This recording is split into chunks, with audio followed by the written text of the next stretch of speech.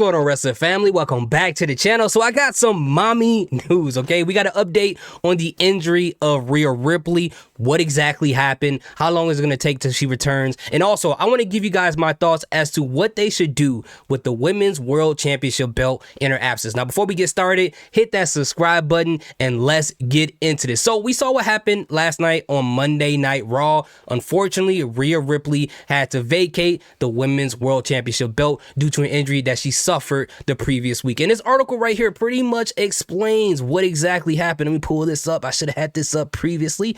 And it says right here, Ripley suffered a sprained AC joint in a brawl with Liv Morgan last week. Liv threw her into the wall and she hurt it. A total fluke, which is understandable. Wrestling is a rough sport and people just get hurt. Freak accidents happen all the time. But I am really, surprised that this was the injury that she sustained. I saw it when I went back and watched the video. I saw when her shoulder hit the wall and I was like, okay, that's exactly when it happened.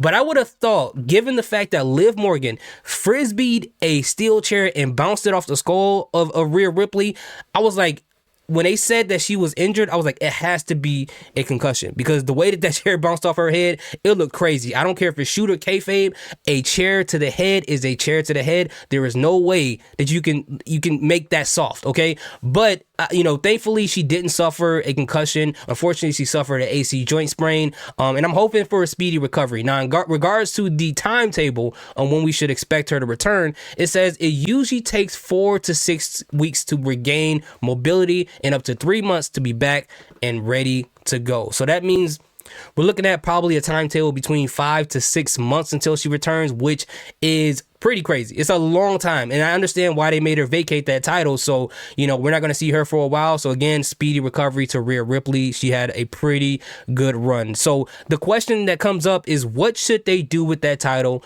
until she returns? Now, a lot of people that I've spoken to, everybody has been vying for Liv Morgan to win this vacated title, which I understand because this version of Liv Morgan is the version of Liv Morgan that I've been looking for them to bring back. Since she had that little thing between her and Sonya Deville when she was washing her backstage, pretty much tried to get her own Netflix special, tried to kill the girl backstage. And, obviously she wasn't successful to do so. But honestly, even though I love this version of Liv Morgan with her being on this revenge tour and her being this heel and having a t-shirt that says cry about it, which pretty much explains what she's doing, I feel like that it's just not time yet for Liv Morgan. I think that they should take this character that she has that I absolutely love and kind of build on it little by little, just so they won't force her into anything or rush it. Because I think that's what plagued her title run when she was SmackDown Women's Champion before, is that they did everything too fast and it backfired on her. Now that they finally got her something where people who don't even think that Liv Morgan, it should even be in a title scene, a lot of them are starting to come around a little bit. They're starting to get a little bit more interested. So by saying that, the question would be, who do I think should be the women's champion, the one who should win the vacated title? Now, in my personal opinion, it may sound crazy to some of you guys, but I believe that it should be, at this moment, Nia Jax, right? Now, I know it sounds crazy. People used to hate her. They used to want her to be out of WWE. But I feel like now she's earned it. Ever since she's returned to WWE, she's been killing it match after match to the point where some people were upset that she didn't have a match at WrestleMania against Liv Morgan. I remember when people hated her guts, but now they want to see her around. And we just saw the fact that she got baptized, which I know that doesn't have to do with wrestling, but the seeing that can help her have a face run with the title, which will be very interesting, right? Which will make people believe, oh, she's turning over a new leaf. She's not out here busting people's nose open and turning into a broken ketchup dispenser, got them leaking ketchup all over the wrestling ring. She's a different person. And I think a lot more people respect her as a wrestler, seeing the work that she put in. Now, why does that make all the sense? It makes sense because, for one, if we exclude the draft, because I don't know exactly what's going to happen there, we exclude the idea that people may return like a Carmella or AJ Lee or Alexa Bliss, because that all could definitely change everything. I think if you look at the Raw roster when it comes to women, there isn't a lot of viable opponents, either face or heel, that will make sense to put him in a title scene, unless you're like, okay, well, we need somebody to fight at a PLE for the title, so let's just stick this wrestler in there just to kind of make the time go past. You don't really want to do that. So with Nia Jax being a face, I think that'll be a great feud between her and Liv Morgan. If they face each other for that vacated title and Liv Morgan loses, this can kind of reshape her revenge tour, because she says she's still on it, and with Rhea Ripley being hurt, I mean, I don't know how much more of a revenge you want to have on her unless you're going to go to the hospital and beat her up. But you can kind of retour her revenge tour and have it focused on Nia Jax now because she's holding something that she's wanted. And that will add more to the depth of who she is as a character when it comes to Liv Morgan.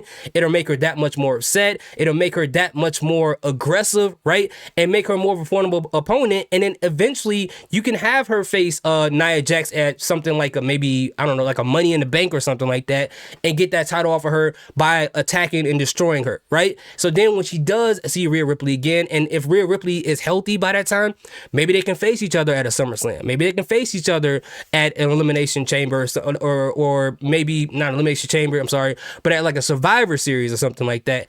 And if Liv Morgan, as far as the way she's being booked, if it's all working out properly, then I can see where she can cheat and get over Rhea Ripley, where Rhea Ripley is the face at that point. Because when she comes back after an injury, it may be like the Triple H effect all over again. When he came back from the torn ACLs, people are going to go crazy. People are going to love Rhea Ripley. I mean, they already do, but then she's going to get so much of a pop when she returns, especially if it's a surprise return. And if they want Liv Morgan to go over on her, they can do that. And it would make sense because Rhea Ripley's been out the ring for a while, and maybe they can explain it as a little bit of ring rust after recovering from an injury.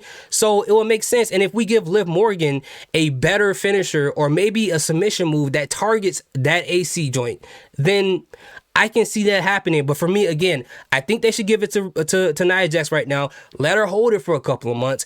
Go all the way up until Money in the Bank, possibly lose it there to Liv Morgan, possibly. And then Liv Morgan could face Rhea Ripley when she returns at SummerSlam. But that's my idea for it. Let me know what you guys think in the comment section. I thank you guys so much for your support. I greatly, greatly appreciate it. Salute, peace, have a good day.